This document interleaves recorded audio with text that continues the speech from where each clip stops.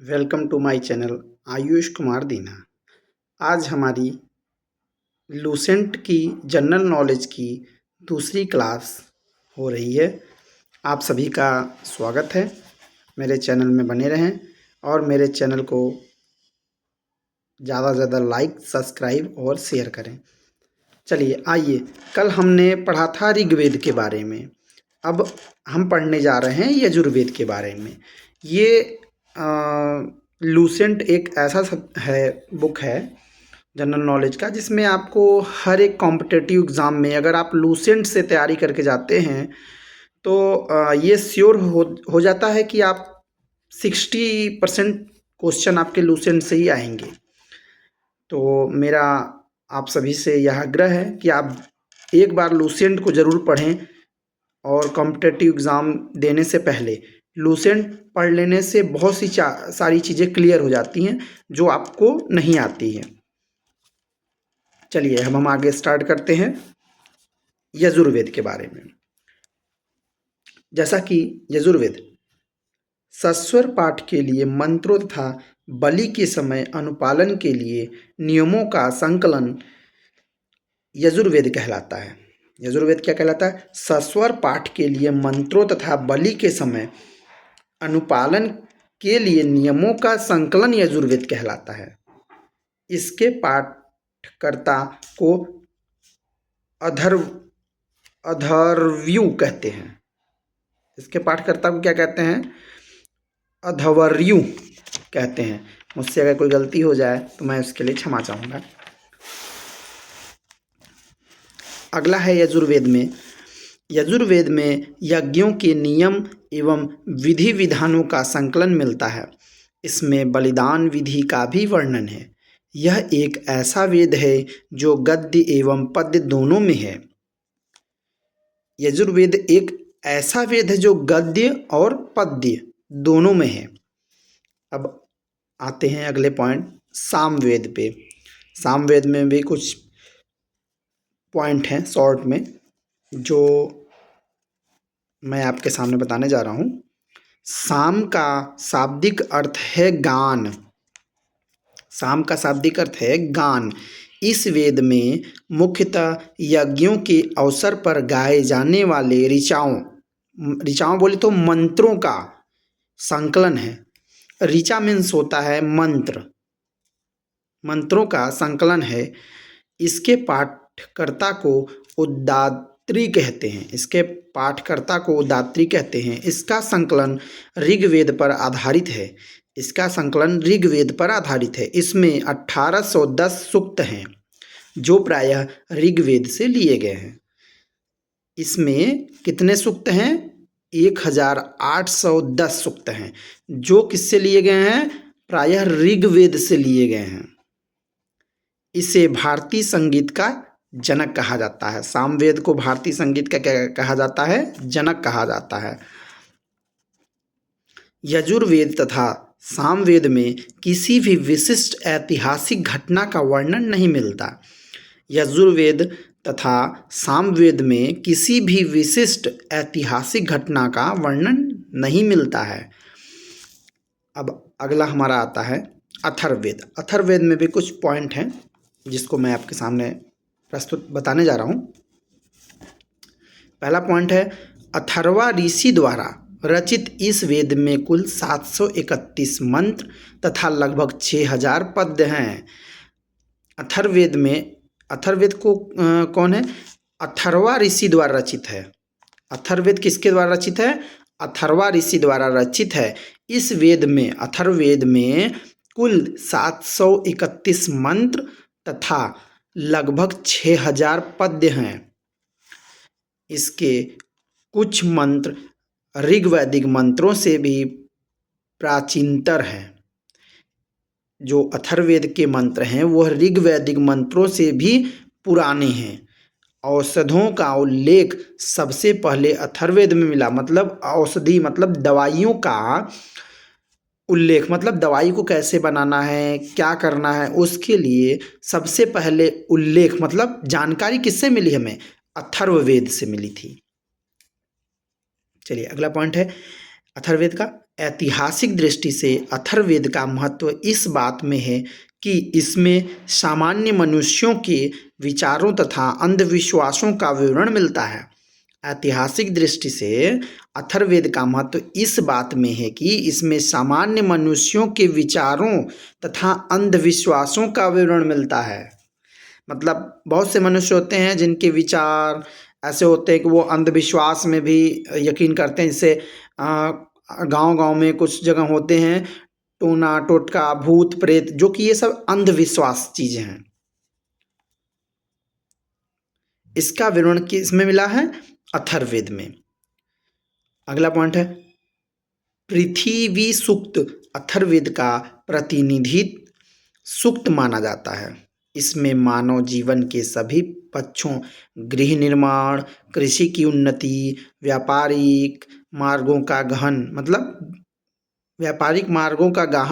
खोज, व्यापारिक मार्गों का खोज, रोग निवारण, समन्वय, विवाह तथा प्रणय गीतों, राजभक्ति, राजा का चुनाव, बहुत से वनस्पतियों एवं औषधियों, शाप, वशीकरण, प्रायश्चित, मातृभूमि, महात्म्य आदि का विवरण दिया गया है। कुछ मंत्रों में जादू टोने का भी वर्णन है। अथर्ववेद का अगला पॉइंट है अथर्ववेद में परीक्षित को कुरुओं का राजा कहा गया है तथा कुरु देश की समृद्धि का अच्छा चित्रण मिलता है। अगला पॉइंट इसमें सभा एवं समिति को प्रजापति की दो पुत्रियां कहा गया है। इसमें सभा एवं समिति को प्रजापति की दो पुत्रियां कहा गया है। अगला वेदों की भी कई शाखाएं हैं जो वैदिक अध्ययन और व्याख्या से जुड़े विभिन्न दृष्टिकोणों का प्रतिनिधित्व करती हैं। साकल शाखा ऋग्वेद से जुड़ी एकमात्र जीवित शाखा है। साकल शाखा ऋग्वेद से जुड़ी एकमात्र जीवित शाखा है। यजुर्वेद को शुक्ल यजुर्वेद और कृष्ण यजुर्वेद दो शाखाओं में बांटा गया है। यजुर्वेद को दो शाखाओं में बांटा गया है। कौन कौन से? शुक्ल यजुर्वेद और कृष्ण यजुर्वेद। माध्यान्ह और काव्य शुक्ल यजुर्वेद अथवा वाजसनेय संहिता की शाखाएं हैं। कृष्ण यजुर्वेद से जुड़ी शाखाएं काठक, काठिष्ठल, मैत्रायणी और तैत्तिरीय है। कौथुम, राणायनीय एवं जैमिनीय या तल्वकार सामवेद की शाखाएं हैं। अथर्ववेद की शाखाएं शौनक और पैपलाद हैं। सबसे प्राचीन वेद कौन से हैं? ऋग्वेद एवं सबसे बाद का वेद अथर्ववेद। सबसे प्राचीन वेद ऋग्वेद एवं सबसे बाद का वेद जो है वो है आपका अथर्ववेद। आपके ये वेद खत्म हो गए। कौन कौन से वेद हमने पढ़े? ऋग्वेद, यजुर्वेद, सामवेद और अथर्ववेद। अब हम लोग अगले टॉपिक पे आते हैं। ब्राह्मण, आरण्यक तथा उपनिषद। इसके बारे में मैं आपको कुछ बताता हूँ। संहिता के पश्चात ब्राह्मणों, आरण्यकों तथा उपनिषदों का स्थान है। इसमें उत्तर वैदिक कालीन समाज एवं संस्कृति के विषय में जानकारी प्राप्त होती है। संहिता के पश्चात ब्राह्मणों, आरण्यकों तथा उपनिषदों का स्थान है। इनसे उत्तर वैदिक कालीन समाज एवं संस्कृति के विषय में जानकारी प्राप्त होती है। अगला पॉइंट है ब्राह्मण ग्रंथ वैदिक संहिता की व्याख्या करने के लिए गद्य में लिखे गए हैं। प्रत्येक संहिता के लिए अलग अलग ब्राह्मण ग्रंथ हैं जिसे सारणी में दिया गया है। सारणी कौन कौन सी देखी है? वेद है और ब्राह्मण ग्रंथ है। वेद में कौन कौन से हैं? वेद 4 वेद होते हैं, जैसे ऋग्वेद, यजुर्वेद, सामवेद और अथर्ववेद। ऋग्वेद में ब्राह्मण ग्रंथ कौन सा है? ऐतरेय व कौशितकी। अगला वेद है यजुर्वेद। यजुर्वेद में ब्राह्मण ग्रंथ कौन सा है? तैत्तिरीय व शतपथ। अगला वेद सामवेद है। सामवेद का ब्राह्मण ग्रंथ कौन सा है? पंचविश। अगला वेद है अथर्ववेद। अथर्ववेद में ब्राह्मण ग्रंथ कौन सा है? गोपथ।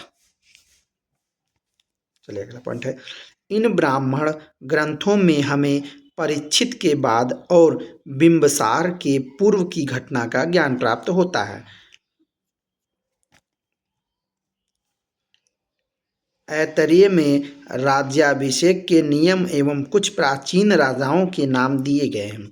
शतपथ में गंधार, शल्य, कैकय, कुरु, पंचाल, कौशल, विदेह आदि राजाओं का उल्लेख मिलता है। वैदिक साहित्य में ऋग्वेद के बाद शतपथ ब्राह्मण का स्थान है। आरण्यक में यज्ञ से जुड़े कर्म कांडों की दार्शनिक और प्रतीकात्मक अभिव्यक्ति है। उपनिषदों की संख्या कितनी है? 108, जिनमें 13 को मूलभूत उपनिषदों की श्रेणी में रखा गया है। 108 उपनिषद, तो कुल उपनिषदों की संख्या 108 है, जिसमें 13 क्या है? मूलभूत उपनिषदों की श्रेणी में आते हैं। इसमें यज्ञ से जुड़े दार्शनिक विचार, शारीरिक ब्रह्मांड, आत्मा तथा ब्रह्म की व्याख्या दी गई है।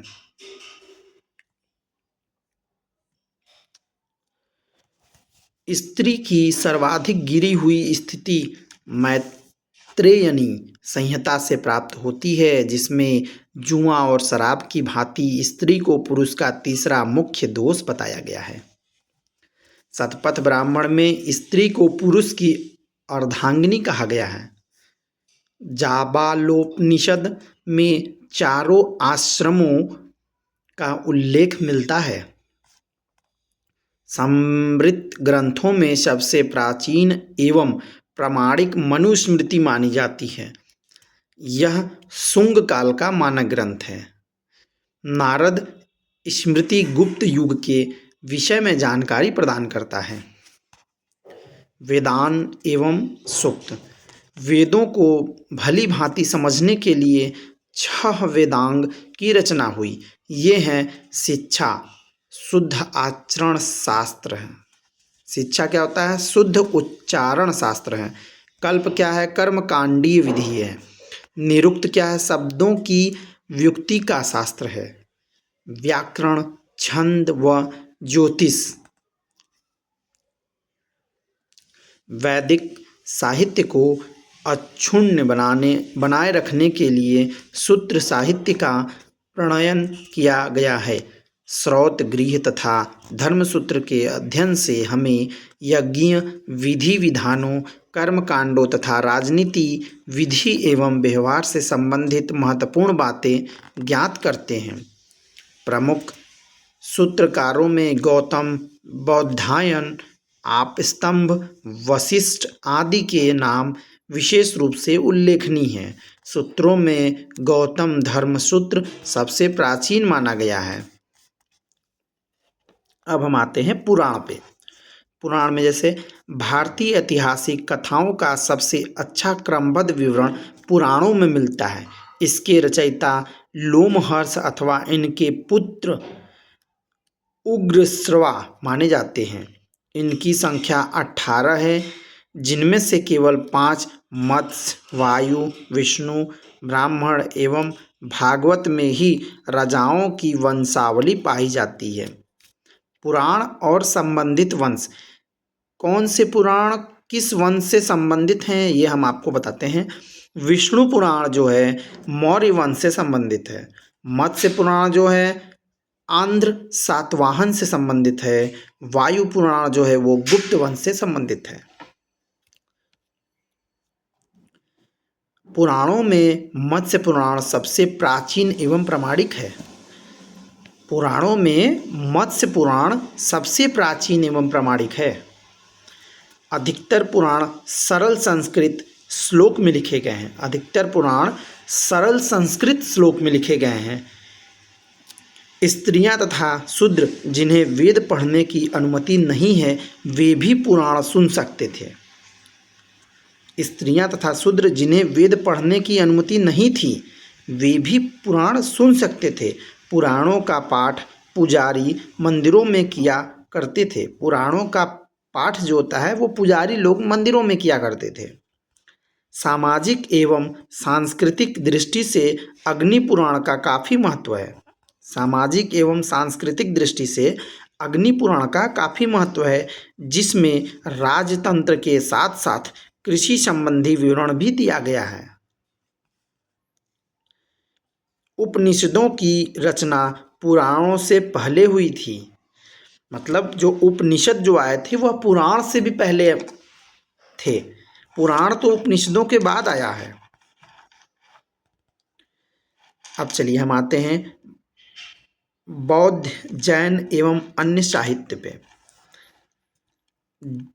जातक में वृद्ध की पूर्व जन्म की कहानियां वर्णित है। हीनयान का प्रमुख ग्रंथ कथा वस्तु है, जिसमें महात्मा बुद्ध का जीवन चरित्र अनेक कथानकों के साथ वर्णित है। जैन साहित्य को आगम कहा जाता है। जैन धर्म को प्रारंभिक इतिहास कल्पसूत्र से ज्ञात होता है। जैन ग्रंथ भगवती सूत्र में महावीर के जीवन कृत्यों तथा अन्य समकालिकों के साथ उनके संबंधों का विवरण मिलता है। अर्थशास्त्रों के लेखक चाणक्य, कौटिल्य या विष्णुगुप्त हैं। अर्थशास्त्र के लेखक चाणक्य हैं। यह 15 अधिकरणों एवं 180 प्रकरणों में विभाजित है। इसमें मौर्यकालीन इतिहास की जानकारी प्राप्त होती है। अनुवादक सामशास्त्री। संस्कृत साहित्य में ऐतिहासिक घटनाओं को क्रमबद्ध लिखने का सर्वप्रथम प्रयास कल्हण के द्वारा किया गया।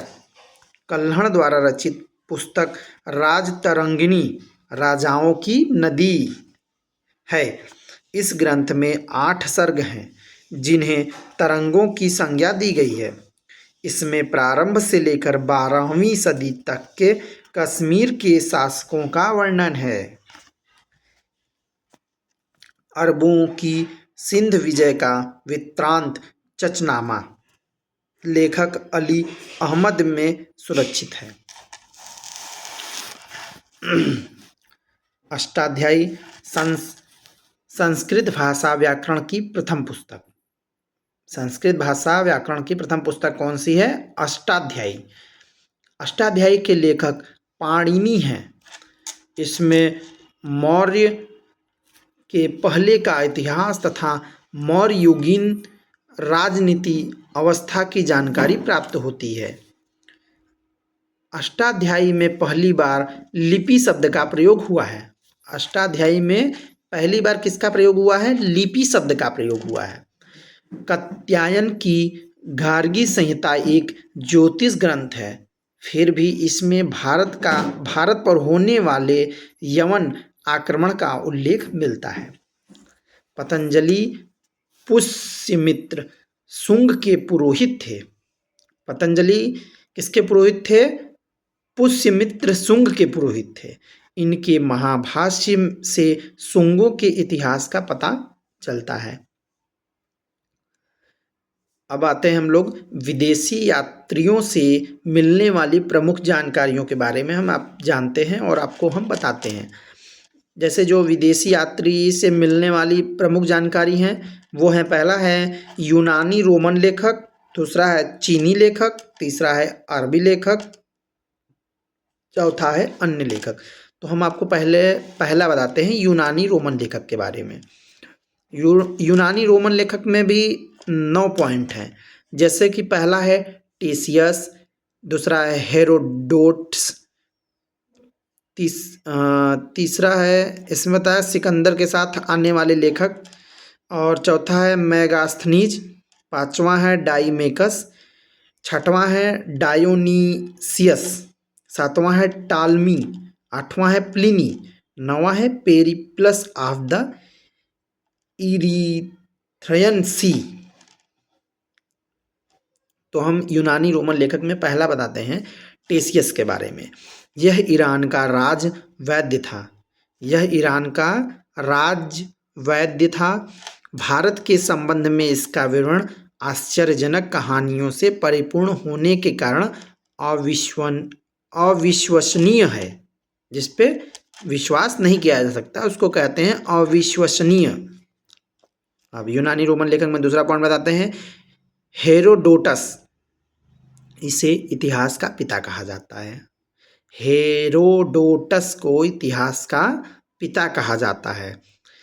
इसने अपनी पुस्तक हिस्टोरिका में 5वीं शताब्दी ईसा पूर्व के भारत फारस मतलब ईरान के संबंध का वर्णन किया है, परंतु इसका विवरण भी अनुश्रुतियों एवं अफवाहों पर आधारित है।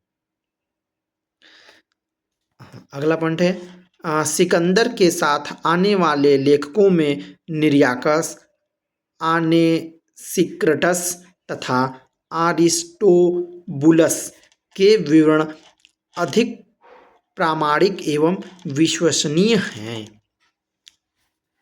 अगला पॉइंट है मेगास्थनीज। यह सेल्यूकस निकेटर का राजदूत था। यह क्या था? राजदूत था। किसका? सेल्यूकस निकेटर का, जो चंद्रगुप्त मौर्य के राज दरबार में आया था। जो चंद्रगुप्त मौर्य के राज दरबार में आया था। इसने अपनी पुस्तक इंडिका में मौर्य युगीन समाज एवं संस्कृति के विषय में लिखा है।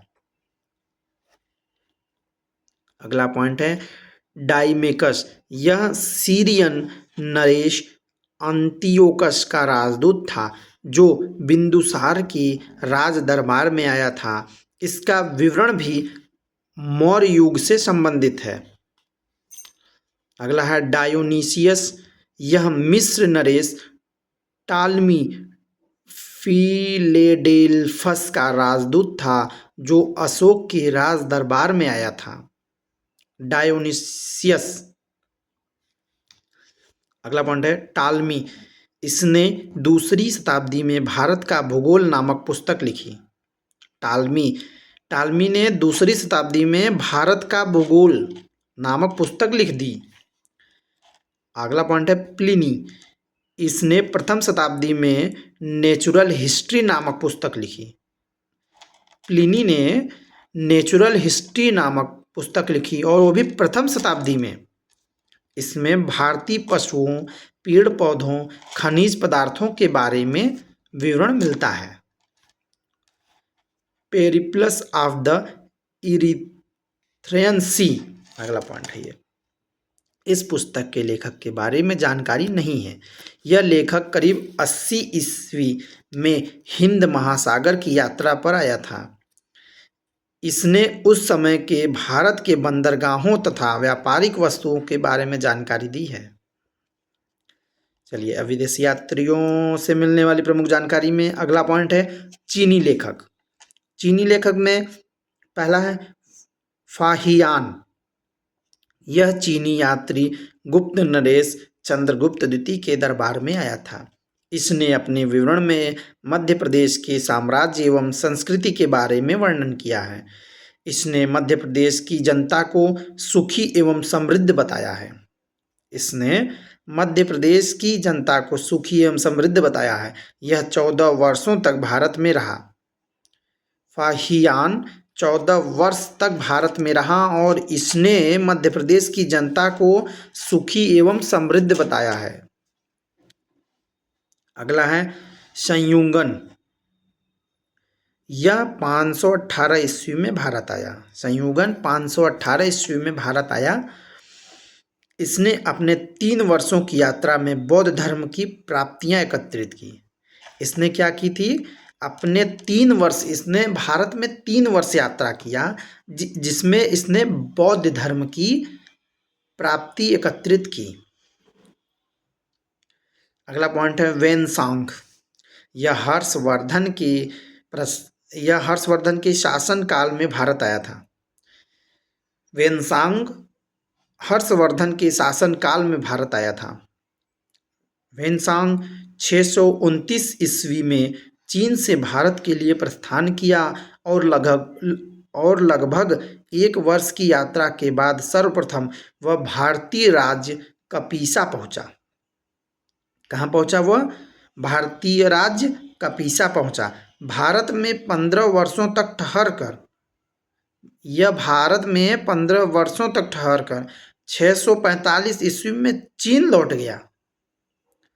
वह बिहार में नालंदा जिला स्थित नालंदा विश्वविद्यालय में अध्ययन करने तथा भारत से बौद्ध ग्रंथों को एकत्र कर ले जाने के लिए आया था।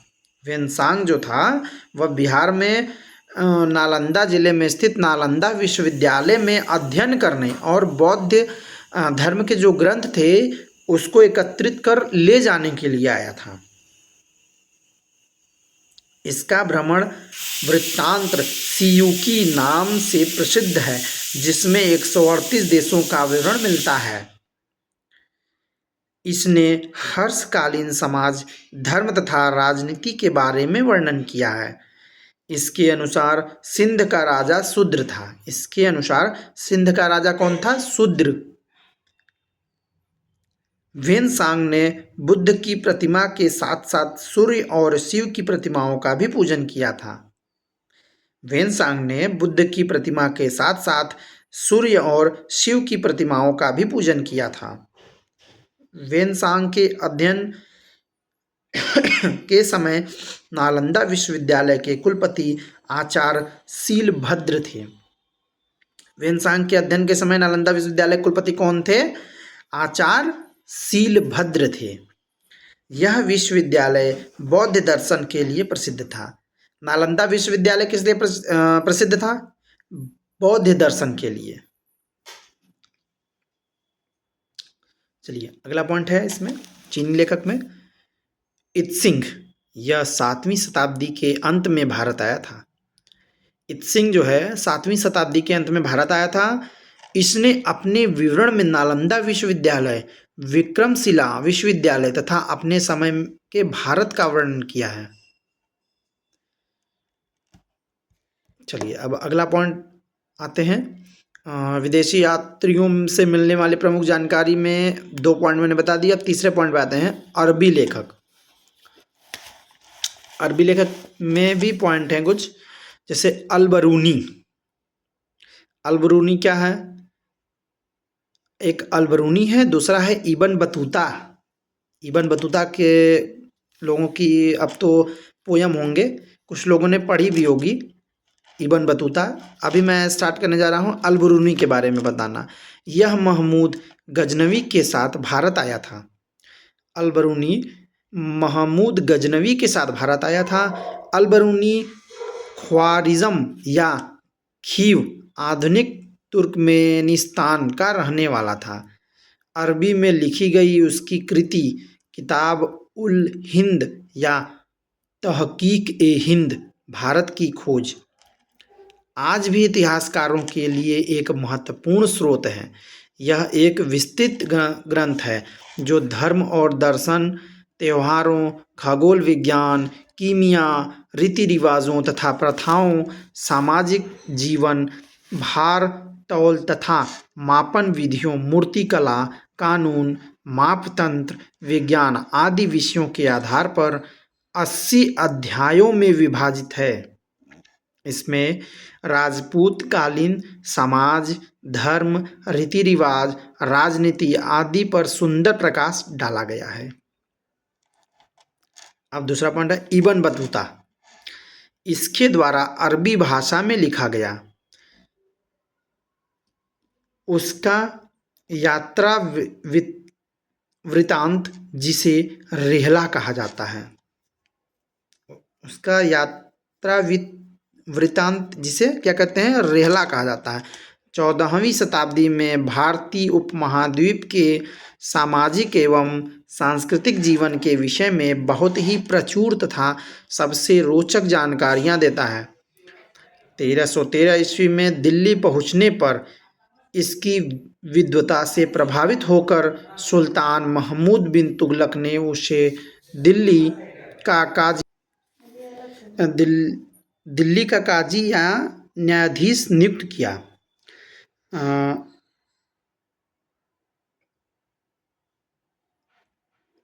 अब अगला पॉइंट हम लोग देखते हैं, अन्य लेखक। अन्य लेखक में दो हैं, तारानाथ और मार्को पोलो। विदेशी यात्रा में मिलने वाले मुख्य जानकारी जो हैं वो अगला मतलब लास्ट पॉइंट है अन्य लेखक में, जो है जिसमें दो पॉइंट है, तारानाथ और मार्को पोलो। तारानाथ यह एक तिब्बती लेखक था। इसने कंगयूर तथा तंगयूर नामक ग्रंथ की रचना की। तारानाथ ने कंगयूर और तंगयूर नामक ग्रंथ की रचना की। इसने भारतीय इतिहास के बारे में जानकारी मिलती है। अब अगला पॉइंट, मार्को पोलो। यह 13वीं शताब्दी के अंत में पांड्य देश की यात्रा पर आया था। मार्को पोलो जो था वो 13वीं शताब्दी के अंत में पांड्य देश की यात्रा पर आया था। इसका विवरण पांड्य इतिहास के अध्ययन के लिए उपयोगी है। तो आज बस हम इतना ही करते हैं। अब आगे का पुरातत्व संबंधी साक्ष्य से मिलने वाली जानकारी अब मैं अगले लेक्चर में आप लोगों को बताऊंगा। तो आज के लिए बस इतना ही। बहुत बहुत धन्यवाद। मेरे चैनल को लाइक, सब्सक्राइब और शेयर ज़रूर कीजिएगा। धन्यवाद।